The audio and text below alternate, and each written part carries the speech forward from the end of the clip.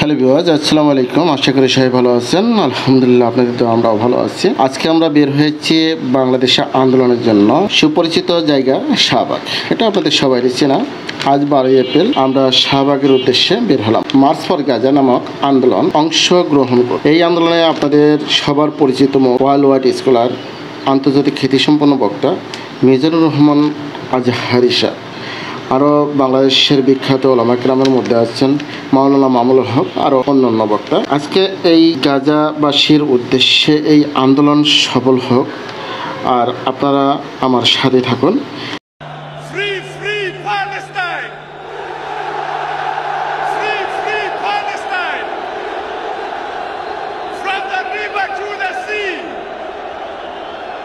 In his honor, let us not forget the last colony of Africa, Western Sahara.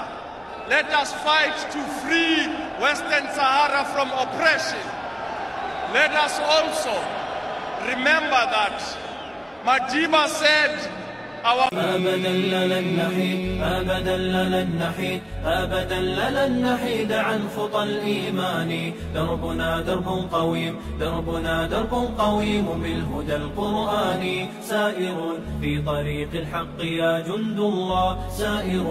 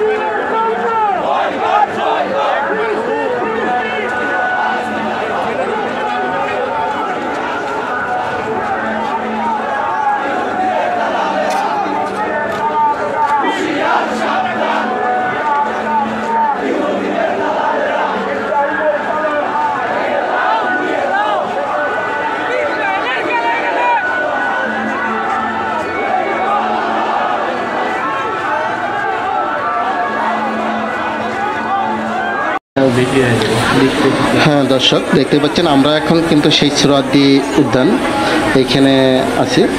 Mondal ফাউন্ডেশনের যে আমাদের channel, এই চ্যানেলের পক্ষ থেকে আপনাদেরকে জানাই আন্তরিক শুভেচ্ছা অভিনন্দন। আমাদের সঙ্গে থাকুন আর দেখতে থাকুন।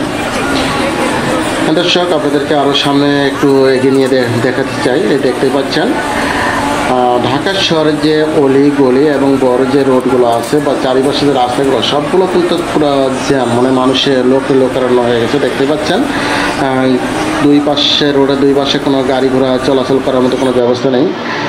মানুষজন ব্যানার হাতে, এই সবাই মার্চ ফর গাজা। আমাদের